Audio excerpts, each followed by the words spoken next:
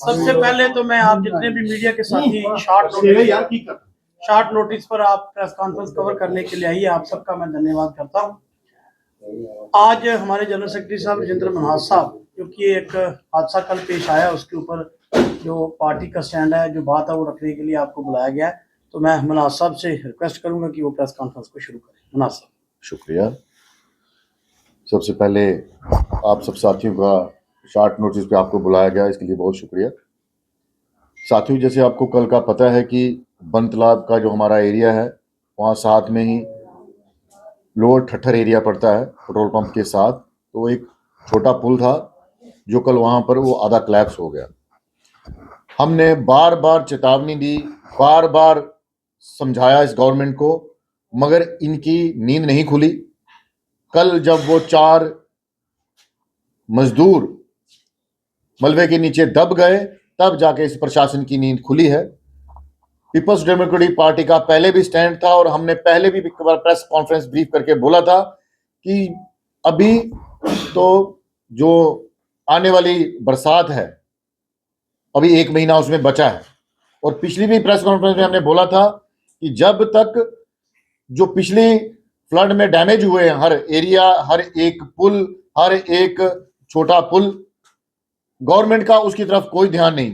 जो कल हादसा हुआ है उसका कितनी बार वहां के इलाके, हमारे मेरे साथ बैठे हुए हैं दर्शन मगोत्रा जी, जिन्होंने वहां से इलेक्शन लड़ी, और कितनी बार ही इतनी चीजों की तरफ ध्यान दिलाने की कोशिश की कि ये पुल डैमेज होने वाला है। और उसके साथ उस एरिया के पहले भी वहां फ्लड आया था और वो इतना ज्यादा डैमेज हो चुका था, वो पता नहीं कैसे चल पा रहा था, क्योंकि वहां पर जो मेन पुल है वो एक वही पुल था जो कनेक्टिविटी कोट भलवाल और बन तालाब को जोड़ता है। इतनी आवाजाही होती है, खुदा ना खास्ता कल वहां से बस गिर जाती तो जो हम सुनते हैं कई बार कि अपना रामबन के एरिया में, डोडा भद्रवाह के एरिया में, तो आपको वो देखने को यही मिल जाता, क्योंकि उसकी नीचे गहराई कम से कम जो है वो 30 से 40 फुट है। और जिन लोग काम कर रहे थे वो उस 40 फुट के नीचे काम कर रहे थे, और जो पुल का हिस्सा टूटा है वो कम से कम 20 फुट से ज्यादा का एरिया है, जो नीचे मलबे के रूप में टूट के वो 40 फुट के ऊपर गिरा। और नीचे जो लोग काम कर रहे थे, मजदूर लोग और उनके साथ एक मिस्त्री, वो दब गए। और कल भी हम स्पॉट पे गए थे, मेरे सारे पीडीपी के जितने भी नेता वहां पर पहुंचे शॉर्ट नोटिस के ऊपर, और जब हमने वो हालात देखे, वो मंदिर देखा नहीं जा रहा था कि कितने कितने बोल्डर उन लोगों के ऊपर पड़ गए। और ऊपर वाले की गिनेमत रही कि एक जो उसमें से उनका मजदूर साथी था, मिस्त्री था, वो कैसे बच गया। वो 2.5 घंटे के बाद मैं वहां खड़ा था, 2.5 घंटे के बाद वहां पहले जेसीबीज आए, उसके बाद क्रेन आई, और क्रेन के बाद जब मलबा उठाया गया तो वो जिंदा आदमी नीचे से निकला। चोटें तो उसको काफी लगी थी, मगर वो जिंदा निकला। मगर देर रात तक 2 बजे के जाकर जो 3 शव वहां से बरामद हुए, बड़ा दुखदायी वो दृश्य था जो हम लोगों ने कल देखा। मगर इस गवर्नमेंट की नींद नहीं खुल रही।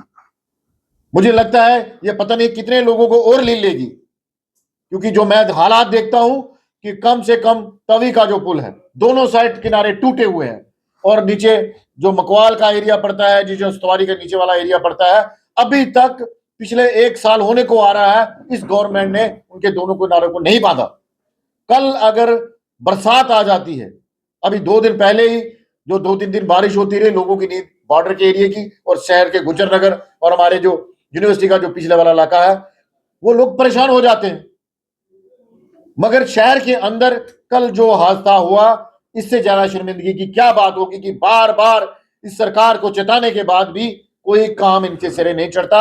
अगर ये लोग काम नहीं कर सकते तो कम से कम हाथ खड़ा कर दें। आपको बता दूं कि कल वहां एमएलए साहब की गए, और रात को डिप्टी सीएम रात को 12:30 बजे वहां पर जाता है और वहां के हालात देखता है, मगर दिन में उसके पास हिम्मत नहीं हुई उन लोगों के बीच में फेस करने की। और कितनी शर्म की बात है कि गवर्नमेंट का दायरा होने के बावजूद कल वहां पर दोपहर को कोई मंत्री नहीं गया गवर्नमेंट का। उन घरों के, उनके परिवार के जो लोग चिराग बुझ गए इस गवर्नमेंट की नालायकी की वजह से। हम चाहते हैं जितने लोग मर गए, जितने लोग उस दमलके के नीचे दब के और जिनको घायल हुए हैं, उनको बराबर मुआवजा मिलना चाहिए। और जिन लोगों की कोताही हुई है, गवर्नमेंट ने तो आज मैंने देखा कि लिपापोती करके उन्होंने सस्पेंड कर दिए 2 इंजीनियर। मैं कहता हूं सख्त से सख्त कार्रवाई होनी चाहिए और उन लोगों को सजा होनी चाहिए। उस पुल की हालत यह थी कि 8 mm का भी सरिया उसमें नहीं लगाया गया था। पुल कैसे खड़ा रहा यह समझ में नहीं आता। कल वहां प्रेस वाले भी थे, वो देख सकते हैं। उस पुल के नीचे जितनी भी फाउंडेशन भरी गई थी 8 mm का भी सरिया उसमें नहीं था, जबकि 10, 15 का और 16 और 32 का सरिया लगता है, मगर उसमें सरिया बिल्कुल भी यूज नहीं किया गया था। वो पुल कैसे खड़ा था ये ऊपर वाला ही जाने।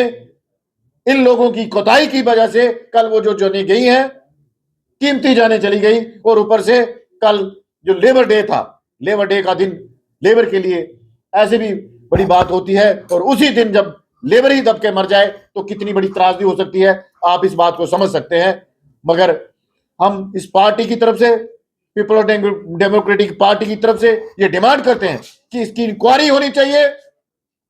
आइंदा आगे कोई ऐसा हादसा नहीं होना चाहिए कि कम से कम जो आने वाली बरसात है, आगे जो हम लोग हालात देख रहे हैं, ये गवर्नमेंट सोई हुई है। फ्लड एंड कंट्रोल और ये रोड एंड बिल्डिंग्स के जितने भी इनके दायरे हैं, ये सब लोग सोए हैं। कल वहां पर डिप्टी वो वजीर वहां पर गई थी एडमिनिस्ट्रेशन की तरफ से, मगर वो वहां खड़ी रही एक लेडीज, और 3 घंटे के बाद वो पहुंची। हम ये कहते हैं दायरा ही सोया हुआ है। वहां मौके पर पुलिस, एसएसपी साहब अगर वो ना होते तो जो हजारों की तरफ हजूम वहां पर उमड़ा था, और जैसे वो लोग खड़े थे, अगर वो कंट्रोल नहीं करते तो 2-4 हादसे उसमें ही हो जाते। मगर ये एडमिनिस्ट्रेशन के जो लोग हैं, फ्लड एंड कंट्रोल और बाकी इदारे, ये सोए हुए हैं। इनको जगाने की जरूरत है। और आने वाला दिन जो बरसातों का है, अगर ये दोनों तवी के किनारे अच्छी तरह से नहीं बांधेंगे, और अखनूर का जो परगवाल का इलाका पड़ता है, वहां भी पानी पिछले बार अंदर घुसा था, लोगों का नुकसान हो गया। अगर ये नहीं होगा तो ये नुकसान फिर आगे होगा। इसकी जिम्मेदारी सारी की सारी गवर्नमेंट पे होगी।